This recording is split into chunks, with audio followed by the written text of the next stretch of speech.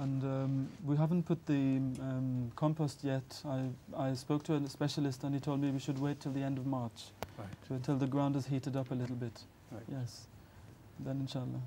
Is Harf al-Mawla, expert in everything, mashallah. Please, let's begin. Jazakumullah. Assalamu alaikum. Quel conseil donneriez-vous aux nations occidentales pour faire pression sur la Russie à propos des tortures en Tchétchénie? Huzur, what advice would you like to give to the Occidental, the Western nations about the torture which is going on in Chechnya, or Chechnya rather? Torture or the torture of the people, cruelties, the cruelties to the people. perpetrated by Russia. Yes. There is no point in my giving any advice to them because there are big powers, super big powers involved in it. And I don't think they can do anything much about it. Russia is positively bent upon achieving its objective.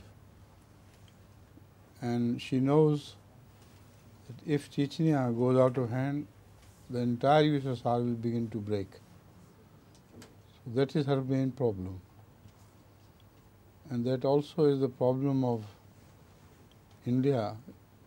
If India lets Kashmir accede to Pakistan, then the whole India will begin to disintegrate. So these are the fears which are compelling them to be more cruel and more cruel. That is exactly happening in both places, in Kashmir and in Chechnya. Sa Sainteté le Calife dit à quoi sert-il que je donne des conseils aux nations occidentales, car ce sont des puissances très très grandes, de très grandes puissances dans le monde. Elles ne vont pas m'écouter, ça ne servira pas à grand chose. En fait, ce qui se passe, c'est que la Russie sait fort bien que si l'affaire de la Tchétchénie s'aggrave, eh bien, ce qui va se passer, c'est qu'il y aura des répercussions sur tout le territoire de l'ex-URSS. Et l'affaire va se manifester là-bas aussi, sur le reste du territoire donc. Et Huzur dit que cela ressemble fort à ce qui se passe en fait au Cachemire en Inde, donc l'Inde aussi se trouve contrainte d'être cruelle envers les gens du Cachemire, car s'ils laissent le Cachemire se séparer, eh bien toute l'Inde va s'effondrer.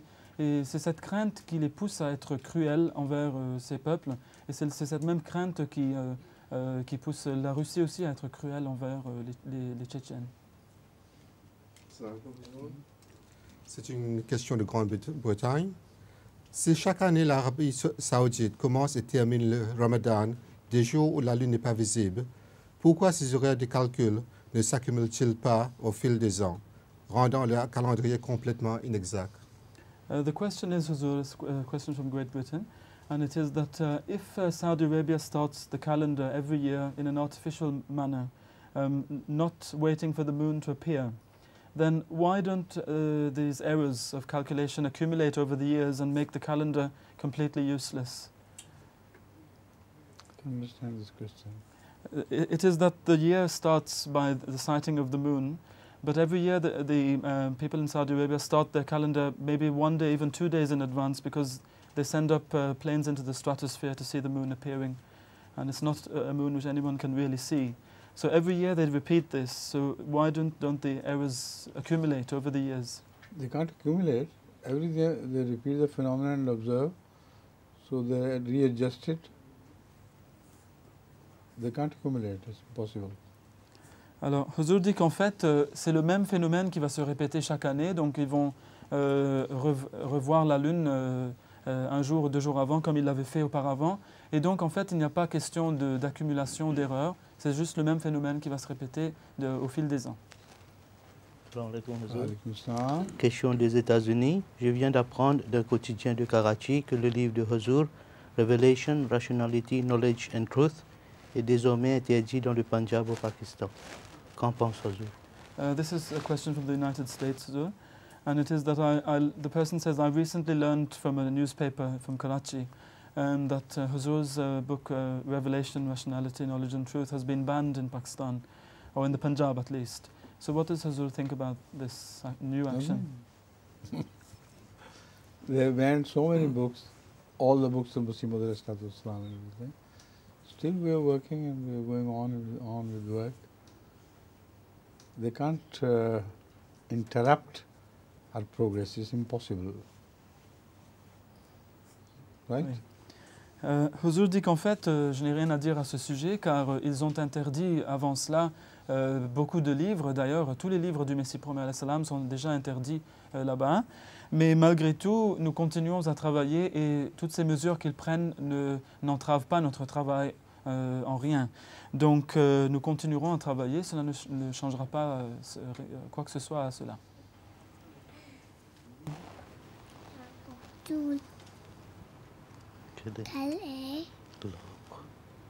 L'or préféré. L'or Préféré de Huzur. What is Huzur's favorite tree? Favorite tree? Yes.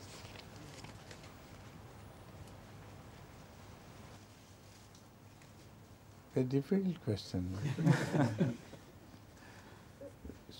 You know, every tree has its own quality. Some are evergreen trees, some are famous for their flowers, some for their fruits, some for their grandeur and tallness, and some bearing let me see, some grow to very old age. So it all depends on the angle from which you look at the trees. So in every department you have one tree excels the others. I've seen in America a tree, the remnants of a tree, in fact, which was older than Adam's birth, and it's still green. Many parts of it are dead, but many parts are still sprouting and it is still green. It has seen so many things in the world. All the world history it knows. And was burnt in many fires in those areas. Some fires broke out and still resisted and got up. So it all depends on what sort of trees you're asking about. And I told once that I am very impressed by this. What fruit? What is that fruit tree in Bangladesh? Kathal. Kathal. That is an amazing proof of God's existence. That is the only tree in which fruit does not grow on branches. It only grows on the main stem. There is no other tree in the world where fruit grows right from the stem. And no evolutionary theory can explain this reason why it happened with this fruit. But when you see, the reason is obvious. Kathal is a very huge fruit, and when it is not ripe, it is so hard and so big, even that big kathal, that if it falls on the head of a passerby or an animal, it will crush the person or the animal into smithereens. It's impossible. Sometimes I think its weight is 20 kilos or so. So it only falls when it has ripened. And when it is ripened, then it cannot hurt anybody. And the strong string which goes from the main tree, main stem of the tree, is so powerful. It's impossible to break it. You try your best, but you won't be able to break it. So this is one tree which has impressed me so much. So from the different angles, if you look at trees, every tree is a sign of God. Alors, Sa Sainteté le Calife dit que, en fait, c'est une question très difficile car chaque arbre a ses propres qualités. Et certains sont connus ou reconnus pour leurs fleurs, certains encore pour leurs fruits, d'autres pour leur taille, et certains arrivent à un âge très très avancé.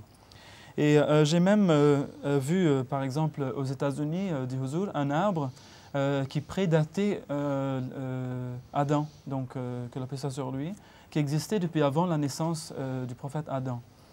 Et donc voilà un arbre qui a survécu à beaucoup de calamités, beaucoup de feux, mais qui est encore vert, qui est encore verdoyant et qui est encore en vie. Donc dans toute catégorie, il y a un arbre qui va exceller et un arbre qui va dépasser tous les autres. Et c'est pour ça qu'il est difficile de savoir quel est l'arbre préféré ou favori. Cela dépend de l'arbre et de l'angle d'où on va regarder l'arbre. Mais il y a un arbre qui a vraiment fait un effet sur moi et c'est vraiment un arbre merveilleux. C'est l'arbre du fruit de Jacques. C'est un fruit que beaucoup ne connaissent peut-être pas, mais c'est un fruit tropical. Et c'est une preuve en effet de l'existence de Dieu, car aucune théorie de l'évolution ne peut expliquer le fait que c'est le seul arbre qu'on connaisse dont le fruit ne pousse pas sur les branches, mais sur son tronc. Donc directement de l'écorce, on voit le fruit qui est là, sur le tronc. Et c'est à un niveau assez bas par rapport au sol, donc très proche du sol. Et en effet, la raison est tout à fait logique. C'est ce qu'on voit tout de suite.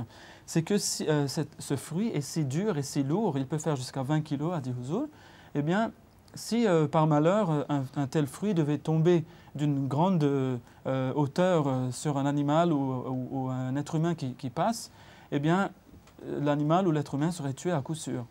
Eh bien, on voit que le fruit ne tombe que lorsqu'il est vraiment mûr. Et lorsqu'il est mûr, il n'y a plus aucun risque de tuer quoi que ce soit, car il se désagrège lorsqu'il tombe. Et il est très très mou. Il est déjà très très ramolli par rapport à ce qu'il était auparavant. Donc on voit que cela est un fruit vraiment, et l'arbre donc qui le porte, c'est vraiment quelque chose de très très étonnant et vraiment merveilleux. Et d'ailleurs, dit Huzour, la tige qui porte le fruit, il est si puissant, elle est si forte que vous n'arrivez pas à la casser. Donc le fruit, avant d'être mûr, ne peut tomber. Donc voilà comment Allah a fait les choses et c'est un arbre vraiment que j'aime bien, dit le calife, parce que c'est quelque chose d'étonnant. C'est une question de Grande-Bretagne. Parfois dans les réunions de la communauté, on a fait un discours dans lequel il faut admonester alors qu'on est soi-même faible. Comment admonester dans ce cas sans être pharisaique ou satisfait de soi? This is another question from Great Britain as well. And it is that sometimes in our community meetings, one has to make speeches in which one has to admonish people about certain things. But how could one do so without becoming self-righteous? Because sometimes, I mean, the person who's doing it feels that he himself or she herself is weak. So how can we do it without feeling that we're self-righteous? It happens, I think, with every person. So sometimes he admonishes others forgetting about himself. He never thinks of what he himself does. But sometimes or gradually he is awakened and then he becomes shy of saying the same things. So as he tries to improve the quality of others, his own quality is also improved at the same time. So one should not hesitate in doing things.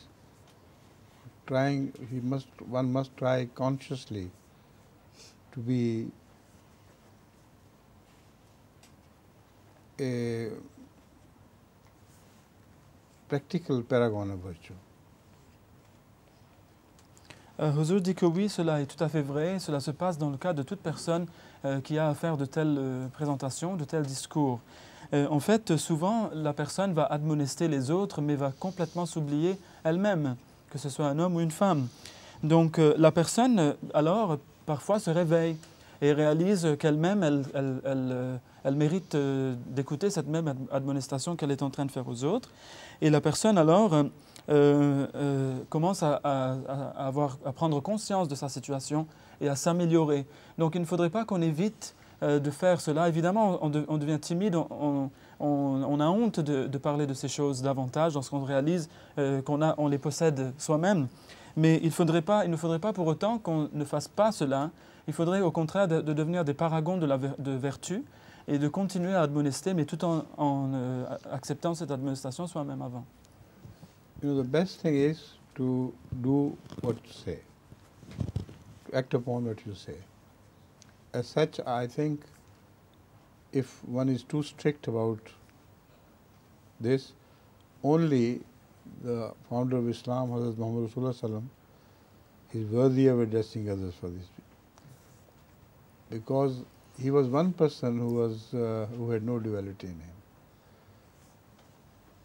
All the rest, in that case, will have to keep quiet.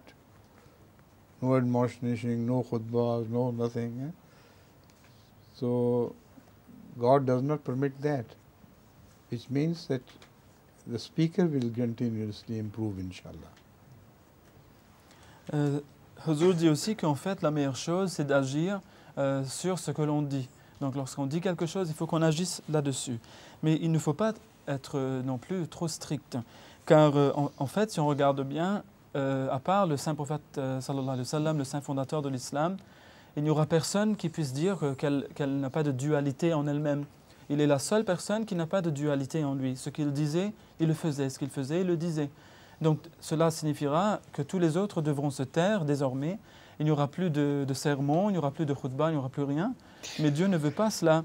Dieu ne permet pas cela. Alors la meilleure chose, c'est d'essayer autant que possible de faire ce que l'on dit, d'agir sur ce que l'on dit, de continuer à faire ce travail. Assalamu alaikum. Wa alaikum salam.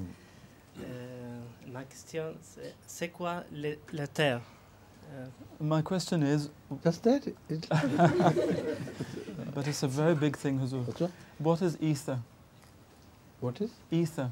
Isa. Ether. The thing which fills the Ether. universe. Yes. Ether is something, the existence of which is debated by greatest scientists. There are two schools of thought. Some believe in ether and some others believe in nothingness. But from the Holy Quran, it emerges that there is no empty space. There has to, wherever you think emptiness exists, void exists, it is always full of something. So that light travels,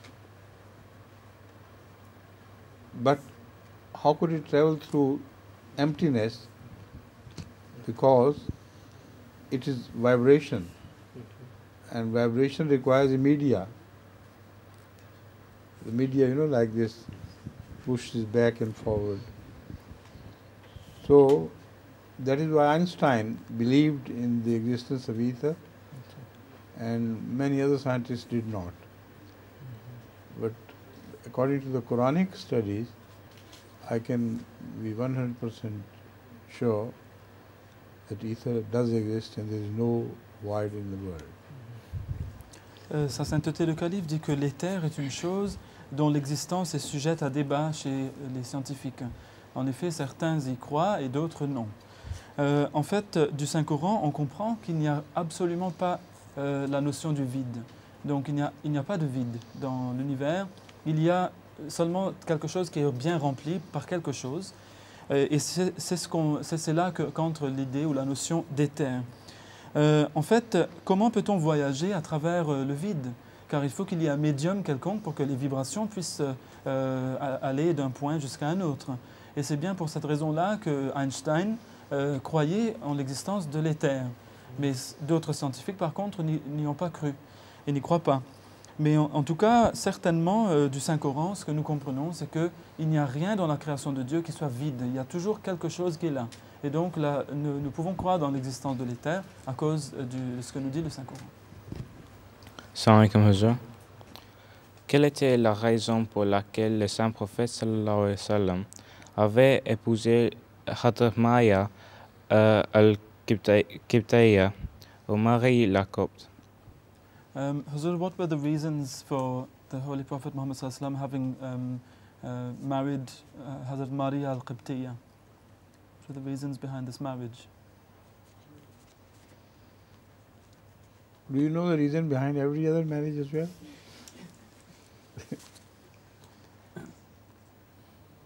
Maria Qibtiyya is the only wife after Hazrat Hajra, Hazrat Khadija, who bore him children and a boy, Hazrat Ibrahim. And this was destined. Ibrahim was to be born, and that famous hadith we quote is, Law Asha Lakana Siddiqan Nabiya. Rasulullah had to give the verdict that if he got a longer life, he could have become a prophet. And because this happened after the revelation of Khatam al-Nabiyyin, so this is very important in understanding the true meaning of Khatam al-Nabiyyin. So apart from all other considerations, this is a very important consideration as well. Sa sainteté le calife dit que Sayyida Maria al-Qibtiyya était en fait la seule épouse après Khadija, qu'Allah soit content d'elle, des deux, a porté un enfant du saint prophète Mohammed sallallahu alayhi wa sallam. Notamment, elle a eu un fils qui s'appelait Ibrahim. Et ce fils, son existence était très très importante, car c'était destiné par Dieu que le saint prophète Mohammed sallallahu alayhi wa sallam prononce cette phrase, la fameuse phrase à propos d'Ibrahim lorsqu'il était décédé, que s'il avait vécu, il serait devenu un prophète. Et le fait même qu'il ait dit cela après la révélation du verset portant sur le Khatam al-Nabuwa, où il est mentionné Khatam al-Nabiyyin dans le Saint-Coran, cela nous aide à comprendre le véritable sens de ce terme Khatam al-Nabiyyin pour ce qu'il est. Car cela ouvre la possibilité, évidemment, que d'autres prophètes puissent venir après le prophète Mohammed sallallahu alayhi wa sallam. Donc, entre autres, voilà une raison, et celle qui est peut-être la plus importante de ce mariage entre Maria al-Qibtiyya et le saint prophète Mohammed sallallahu alayhi wa sallam. Comment un khadim en particulier ou un Ahmadi en général doit-il se comporter face à une situation où quelqu'un est en train de se faire attaquer dans le métro ou dans la rue? Huzur, how could a khadim in particular, but an Ahmadi in general, how should they behave in a situation where, for example, in the underground or even on the street, somebody is being attacked or beaten up? How should the Ahmadi behave in such a situation? It all depends on the situation itself. Sometimes the situation is so ugly and the person is weak, the interference cannot make any difference. So in that case, he should not sit idle either. He can loudly admonish them and tell them to see sense, to come to senses, etc., while keeping himself aloof from that crowd at the same time. See? Even if he can't do that, according to Rasulullah sallallahu alaihi wasallam, within his heart he should make a protest within his heart, which protest should turn into a prayer. So God, save them, give them sense. So a moment cannot be idle in every respect. Alors, Huzur dit que, en fait, cela dépendra de la situation. Parfois, la situation est si vilaine que même si la personne voudrait faire quelque chose, elle ne pourrait rien y changer à cause de sa faiblesse par rapport à ce qui est en train de se passer. Mais cela ne signifie pas qu'il faudra que la personne reste sans rien faire. Et il faudrait au moins que la personne essaie de les admonester, de crier à haute voix pour que les gens s'arrêtent d'attaquer la personne en question, tout en restant éloigné de la foule. Mais si la personne, parfois cela peut arriver, ne puisse même pas faire cela, eh bien, même dans ce cas-là, selon le saint prophète Mohammed sallallahu alayhi wa sallam, il faudrait que la personne au moins proteste en son cœur, c'est-à-dire qu'elle fasse une prière à Allah, que oh Allah donne à ces gens la raison, la sagesse pour qu'ils arrêtent de faire une telle chose. Mais en tous les cas, le croyant ne restera pas les bras croisés et doit faire au moins cela, doit faire quelque chose pour améliorer la situation.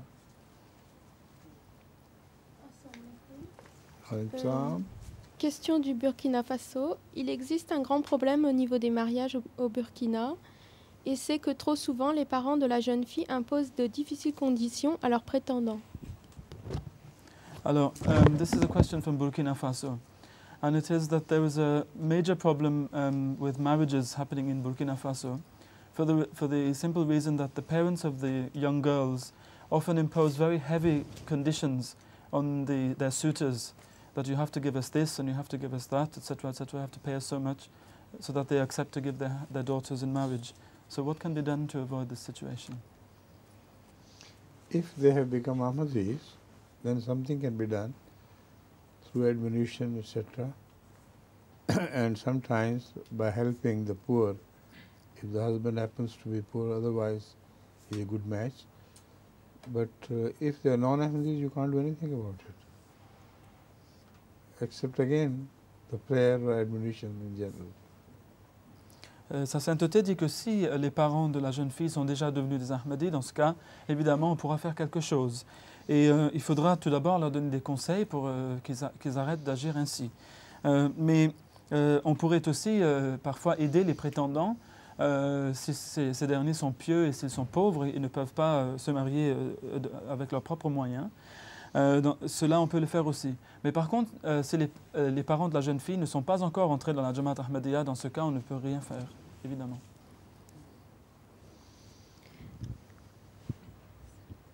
Assalamu alaikum Hazur. Question de Madagascar. Comment ce fils peut-il souhaiter que son frère porte son péché et le sien, alors que le Coran dit clairement qu'une âme porteuse de fardeau ne portera pas le fardeau d'un autre? And this is a question which has come from abroad also, and it is that Abel tells his brother, who's about to kill him, tells Cain, his brother, that I hope and wish that you will have to bear my sin and your own sin. And the question is that how can this be when the Holy Quran says that no soul which has to bear its own burden will be able to bear the burden of another. So how do we reconcile these two verses? The meaning of that is quite different from this situation. If you are cruel to someone else and he leaves it to God to take his revenge, then if that person has no goodness to his credit, many evils of the person who died innocently are transferred to his account. So this is a completely different type of teaching. But when you say La taziru waziratun wizra ukhra, it means that everybody would be answerable for himself and nobody else would be answerable for himself. There are two parties. That means that no third party would be answerable for their behavior. And both of them, are answerable for their behavior. So I don't see any contradiction between the two, the verses and the hadith and the incident which she is referring to. Alors, en fait, le calife dit que le sens est très différent lorsqu'on regarde ces deux versets de près. Et c'est que si vous êtes cruel, si une personne est cruelle envers une autre, et si cette personne qui a été lésée laisse l'affaire de sa revanche entre les mains de Dieu, et se dit, bon, ben moi je ne vais pas chercher à avoir une revanche, mais je laisse ça entre les mains de Dieu. Dans ce cas-là, si la personne en question n'a pas de biens sur son compte, de bonnes actions sur son compte, certaines des mauvaises actions de son compte, au même degré que cette lésion ou ce crime qui aurait été commis contre elle, seront transférés sur le compte de la personne méchante, de la personne criminelle. Et donc, Huzur dit, mais en général, l'autre verset dit que chacun devra porter son propre fardeau. Donc ici, il y a question de toute façon de justice dans les deux, et il n'y a pas de contradiction entre ces deux versets. Je ne vois pas de contradiction, dit Huzur. C'est une question de la Grande-Bretagne. Un historien non musulman écrit qu'après la bataille du Fossé en 627, les Juifs de Banu Qurayza furent dénoncés en tant que traîtres pour s'être liés aux Mécois. Selon la pratique arabe, les hommes furent massacrés, les femmes et enfants furent épargnés, mais réduits à l'esclavage. Huzur peut-il nous expliquer les raisons derrière ce massacre? This is a question sent by somebody in England, and it is that a non-Muslim Islamic historian writes, after the Battle of the Ditch in 627, the Jews of the Banu Qurayza were denounced as traitors who had consorted with the Meccans. As was common in Arab practice, the men were massacred, the women and children were spared, but enslaved. Could Huzur please elaborate on the reasons and justification for this massacre? This is teaching of the Bible. And when Ahmad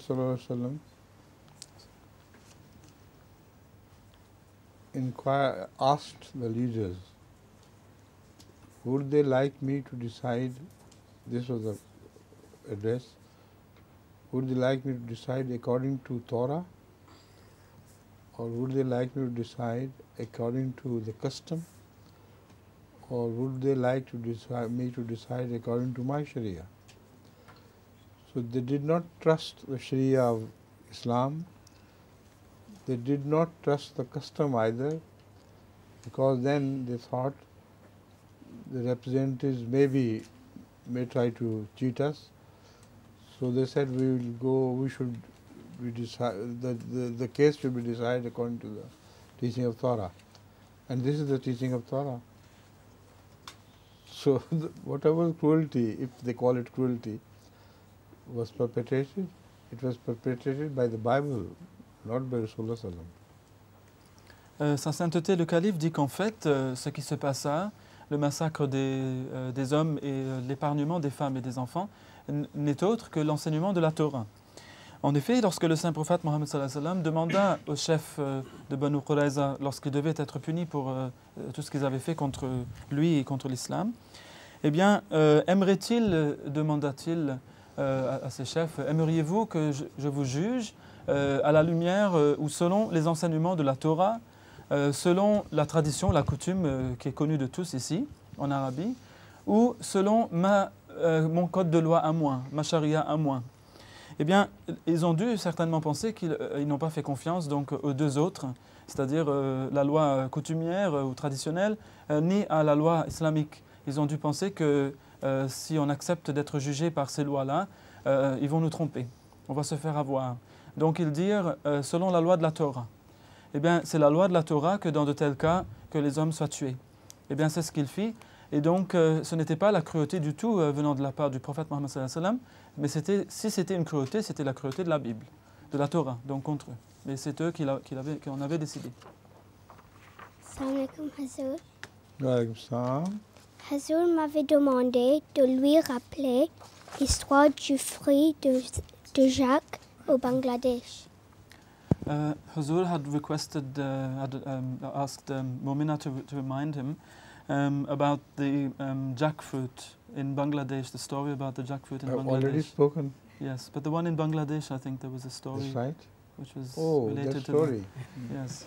Sorry. You have a very sharp memory, eh? Incidentally, I mentioned this jackfruit. It's called jackfruit? Yes. Cuttle? Right.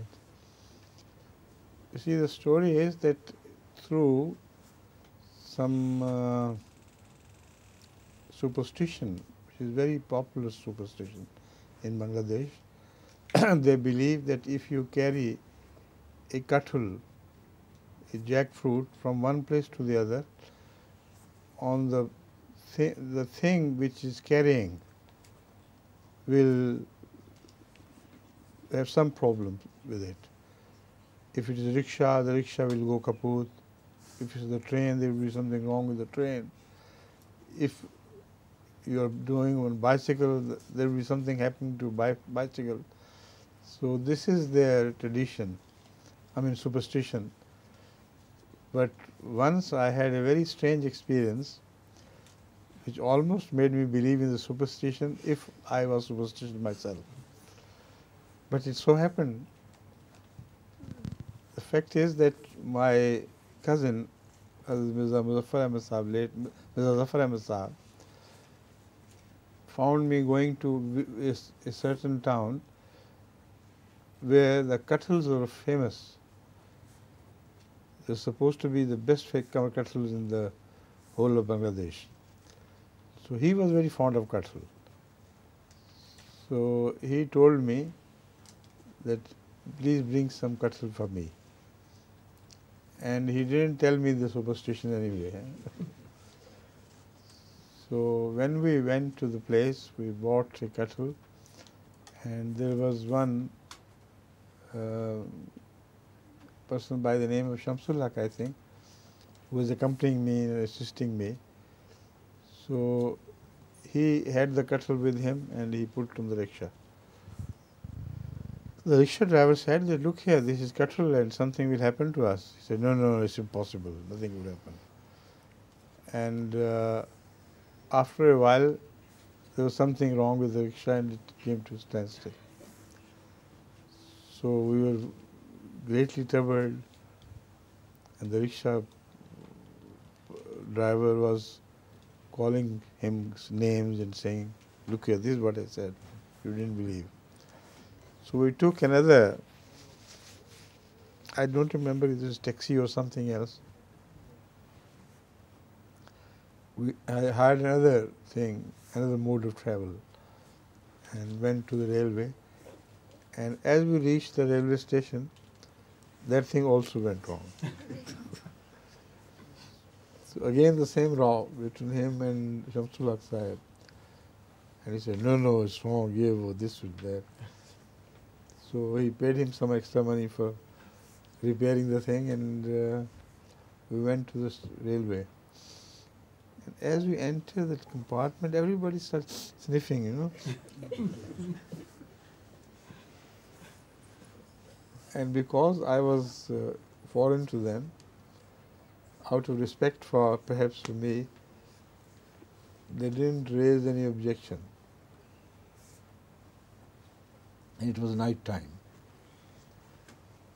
So the train was moving along smoothly, there was nothing wrong. And suddenly at about midnight, the train came to a halt. Everybody looked. Then they were very angry. And they almost attacked the Shamsul Haq Sahib, but spared me. And said, so anyhow, he was saved by defending himself like that. And we found out what happened. So the pin which is attached to one of the wheels of the engine, with which this rod which moves like this is attached. The pin had broken loose, and unfortunately they had no spare pin, and it was midnight. So we saw a crowd of railway employees and other passengers with their torches looking for the pin, and they went about a mile or so until fortunately the pin was discovered. So they came back and repaired the loss, and we started again. Thank God no further accident took place, and we reached Dhaka safely. But from there, when we went to Zafar's house, the taxi again became kaput. It was amazing how it could happen. So I gave it to him. At last, I said, never ask me to do anything for you. Not in Bangladesh. Huh? See, have you ever heard such a strange story before? See? Sa Sainteté dit que oui, merci de m'avoir rappelé à propos de cette histoire, l'histoire du fruit de Jacques au Bangladesh. C'est que là-bas, les Bengalis croient dans une chose superstitieuse, enfin c'est une superstition, que si vous transportez le fruit sur quelque chose, eh bien ce mode de transport, que ce soit un vélo ou quoi que ce soit, va certainement tomber en panne. Il y aura un problème en route. Ils y croient dur comme fer.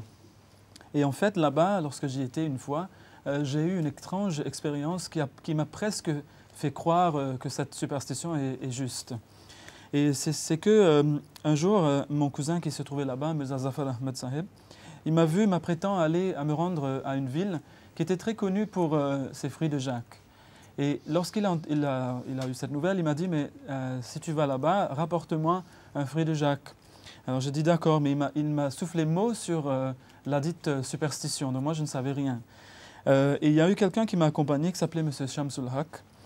Et donc lorsqu'on a eu le fruit, il a mis le fruit sur un rickshaw, c'est-à-dire c'est une forme de transport là-bas. Et ce qui s'est passé, c'est que le conducteur était très fâché. Il a dit que je vous avertis, si vous mettez ça dessus, on aura un problème. Donc moi je ne suis pas prêt à y aller. Mais enfin, il l'a quand même convaincu. Et lorsqu'on s'est mis en route, eh bien, effectivement, quelque chose s'est produit. On a eu une panne. On a dû changer de mode de transport. On a pris ensuite, je crois que c'était un taxi, et on devait se rendre à une gare. Mais en route, le taxi est aussi tombé en panne. Donc le chauffeur, encore, c'était le même. Il a dit, je vous l'avais dit, c'est le fruit de Jacques qui est responsable. Donc, enfin, l'autre, M. Shamsullah, il a réussi à le convaincre encore. Bon, on est arrivé quand même à la gare finalement. Et on est monté sur le train. Et lorsque les gens montaient sur le train, parce que ce fruit a une odeur très forte, les gens sont entrés, ils ont commencé à renifler l'air. Chaque personne qui entrait reniflait. Et ils savaient tout de suite ce qu'il y avait sur le train. Alors tout le monde, étant superstitieux, a tout de suite pensé que là, il y aura sûrement un malheur. On a un fruit de Jacques avec nous sur le train. Mais par respect pour moi, parce qu'ils ont vu que j'étais un étranger, ils n'ont rien dit, mais ils ont continué à renifler. C'était comme si pour me faire savoir qu'ils n'étaient pas très contents. Eh bien, tout se passait très très bien. Le train allait absolument sans problème. Et vers minuit, tout à coup, le train s'arrête. Alors, on va regarder ce qui se passe. Le train ne peut pas avancer. En effet, il y a une goupille qui est liée à l'une des roues, qui s'est délogée et qui a été perdue en route. Et donc, impossible de faire avancer le train. Là, les gens étaient vraiment très, très fâchés. Et ils en étaient presque arrivés à commencer à rouer de coups le pauvre M. Shamsul Haq. Mais enfin, ils m'ont épargné, mais il a réussi à les calmer. Finalement, il y a des gens qui ont repris la route en arrière et ils ont fait donc demi-tour. Et sur plus d'1 kilomètre plus loin de distance, à la lumière d'une torche, ils ont réussi à trouver la goupille. On a réparé le train a repris sa route. Après, pas de problème. Par contre, lorsqu'on est arrivé à Dhaka, on a dû prendre un taxi à nouveau pour aller chez mon cousin. Et là, encore une fois, le taxi tombe en panne. Donc vraiment, on s'est demandé, dit Huzur, mais comment est-ce possible que toutes ces choses se passent en une seule nuit avec ce fruit? Donc on s'est demandé si les gens n'ont peut-être pas raison là-bas. Mais après, le monsieur Shamsul Haq, il m'a dit, s'il vous plaît, ne me demandez plus jamais de vous aider. Je ne vais plus jamais venir avec vous parce qu'on a eu tous ces malheurs en route. Donc voilà un peu une histoire assez étrange sur ce fruit, puis un peu sur le fond superstitieux de tout cela au Bangladesh. Whenever you visit Bangladesh, remember this story. Lorsque tu visiteras le Bangladesh, il faut se souvenir de cette histoire, dit Huzur. Salam alaikum Huzur. On récite le Saint-Coran avec un joli air. Mais pourquoi est-ce qu'on nous récite par les hadiths avec une voix mélodieuse? We recite the Holy Quran with a beautiful tune. But why can't we recite the hadith with a melodious voice as well? Some do.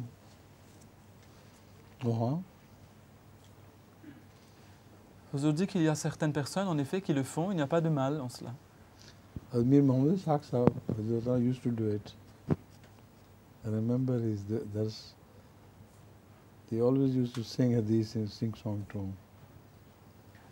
Huzur dit que je me souviens toujours des dars ou des leçons de hadith que faisait Mir Muhammad Ishaq Sahib.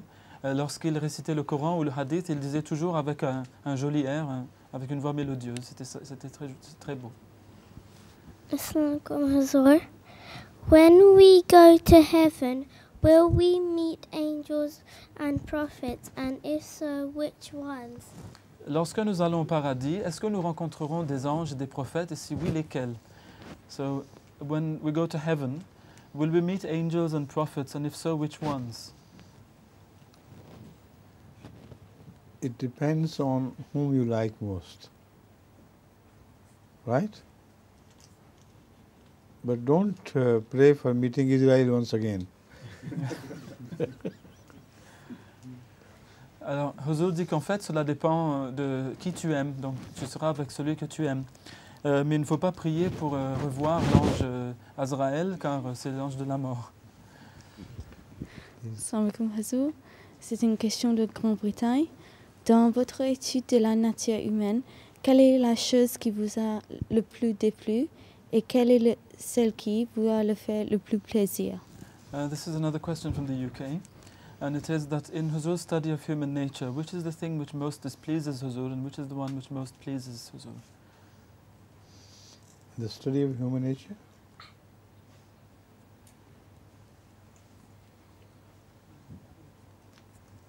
It's a very difficult question to answer. Huh? What particularly pleases me is the proof, the internal proof in every human nature that man is born on Fitratullah. And every person who is born here is an innocent child. And it's his parents or environments which make him good or bad, Jew or Christian or an atheist. And the proof of this I have seen and observed all through my life, because I have been a modest student of human nature. So I have seen that this is true. And still, despite the fact that a person insists on doing evil, deep within him there is a sound, there is a voice which condemns him. And that voice also begins to influence his behavior and his features. I always draw attention to the fact that if there is a corrupt official, his face is also corrupt. Some innocence is lost. If there is a pros, her eyes would be empty of something which is a consciousness of crime from within us. And this is a common experience of the universe, of the whole world, that crime is not basically approved by the human conscience. The human conscience reacts and bites, and its effects are produced even or thrown out even on the facial expressions, etc. This is your question? Right. Sa Sainteté le Calife dit que dans l'étude de la nature humaine, les choses qui m'ont plus déplu ou plus fait plaisir, en fait, c'est une difficile question. Mais en fait, la chose qui m'a toujours intéressé le plus, c'est la preuve interne qui se trouve dans la nature de tout homme, de tout être humain, que cette personne-là a été créée selon la nature de Dieu. Et ce sont ses parents qui le rendent différent, qui font de lui un chrétien ou un juif ou autre chose. En fait, j'ai vu cela tout au long de ma vie, en tant qu'étudiant modeste de la nature humaine. Et j'ai vu que lorsqu'une personne agit mal, il y a toujours une voix qui lui reproche ce mal. Et cela va influer sur son comportement. Et on pourra toujours le déterminer dans son visage. Par exemple, si une personne, un officiel notamment, cette personne-là est corrompue, on pourra toujours le voir dans son visage. La personne va perdre une certaine innocence avec chaque crime commis. Et aussi, s'il y a une femme de faible caractère ou de caractère lâche, cette femme-là, dans ses yeux, on verra il y a quelque chose de vide. Donc cela il manque quelque chose à cette dame-là. Donc on peut toujours voir dans les expressions faciales comment est la personne. Et c'est que la nature humaine, dit Huzur, à la base, condamne le crime et condamne toute chose mauvaise. De par sa nature même, l'homme n'aime pas cela. Et cela se reflète au niveau du visage, au niveau de sa face. Donc voilà une chose qui m'a toujours intrigué et intéressé dans la nature humaine. Last time, you remember, two of these girls sang a very sweet song in a very melodious voice. And when I prodded them with the question, don't you have good voice like Bengalis have? And suddenly these two jumped up and said, yes, we can. So I think there's very little time left. So can we ask them to sing again, once again? Who was it? You and your sister? And this little one was not participating? I see. And do you remember a famous French line, "Que sera, sera"? What will be, will be. Huh? Do you remember that song? No, it's when I was a student here, this song was very popular. Wherever you moved in England, you always heard this, "Que sera, sera", what will be, will be. And on television also, this song appeared again and again. But it is in English. Only "Que sera, sera" is French. It's also Spanish. Spanish. I'm sorry. Español. Acha? Spanish. Que sera, sera. What will be, will be. Yes, right. So sing a song of your choice. Hamdo sana usi ko jo zat javedani, हम sir नहीं है उसका कोई न कोई सानी, बाकी वही हमेशा खैर उसके सब है फानी, खैरों से दिल लगाना झूठी है सब कहानी, सब खैर है वही है एक दिल का यार जानी, दिल में मेरे यही है सुबहाना में यारानी, सुबहाना में यारानी, सुबहाना में यारानी, ये रोज़ कर मुबारक सुबहाना में यारानी, सबका वही सहारा रहमत है आशिकारा, हमको वही प्यारा दिलबर वही हमारा, उस भी नहीं गुजारा खैर उसके झूठ सारा, ये रोज़ कर मुबारक सुबहाना में यारानी, सुबहाना में यारानी, सुबहाना में यारानी, ये रोज़ कर मुबारक सुबहाना में यारानी, ये रोज़ कर मुबारक सुबहाना में यारानी। जज़ाकमुल्लाह, माशाअल्लाह। कैसी रही? प्यारी आवाज़ है। Last time I inquired from you whether they have inherited from their father or their mother. Mother has good voice? Really? Achha. She didn't join them anyway. Next time remind me that she also joins. Achha, Assalamu alaikum.